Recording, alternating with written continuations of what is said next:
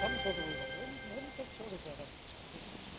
这样这冰的同学就3个工，好生做。老师。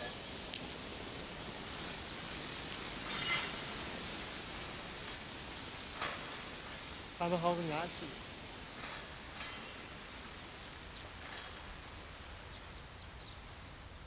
虽然它没了之后。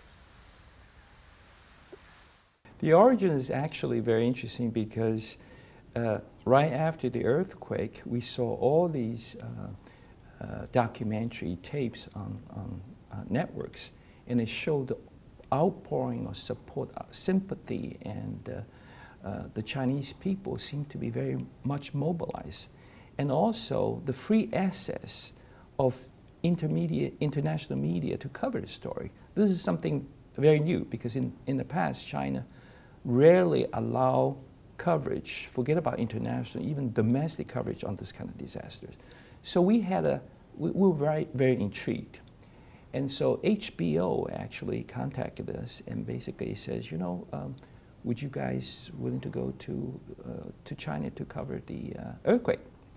And their intention was, well, to see what's going on, mainly that to see how China deal with their disaster. Knowing the fact that we had our problems with handling disaster. And so in other words, it was a much more broader, much more, wanted to have a much more philosophical approach to this story. But the first thing happened, we got there, was the resentment from parents whose children were killed in the schools they attended during the earthquake. And the parents felt that so many schools were so poorly constructed and they collapsed. And somebody has to answer, why was that the case? And so we didn't have a chance to really look at the bigger issue. On the second day we were there, we encountered these demonstrations.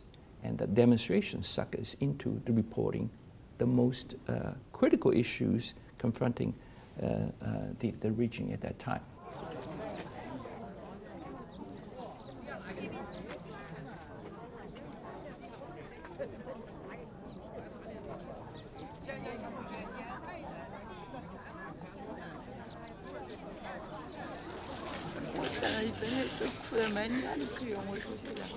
The number we talk about, if we talk about the dead and also the missing, and we assume they are dead, and so we talk about 100,000 people and were killed by the earthquake, and then we talk about the children.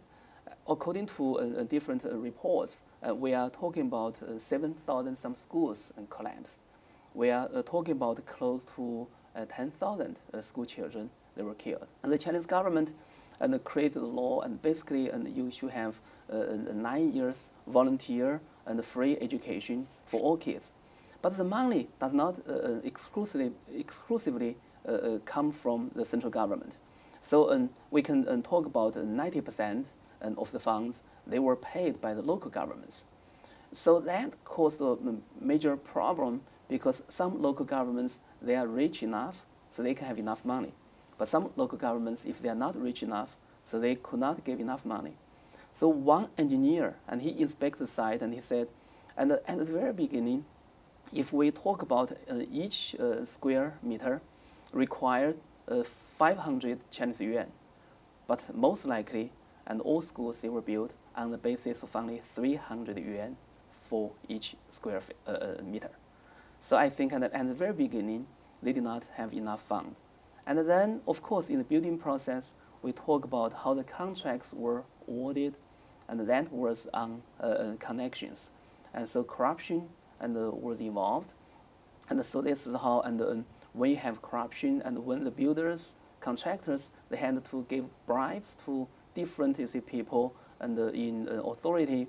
And so I think the quality was further compromise. The Chinese government and also the provincial government of Sichuan province, they made it so clear, no building collapsed solely due to the quality reason. Right? So they said because the natural disaster was so huge, so any building and collapse, that was understandable, that was inevitable. So even during the demonstrations, a lot of Chinese government officials, including Chinese Prime Minister Wen Jiabao, when he was on the site, and he said, yeah, we can see and a lot of projects, they were jerry-built. In Chinese, they call it tofu project because it was so fragile. And Prime Minister Wen Jiabao, and he said, yeah, in the future, we're going to investigate this. And also, the local leaders, they promised again and again, and we are going to conduct the investigation. We are going to give you a report, and in 1 month, and we are going to do whatever and to find out who built this. But eventually, they never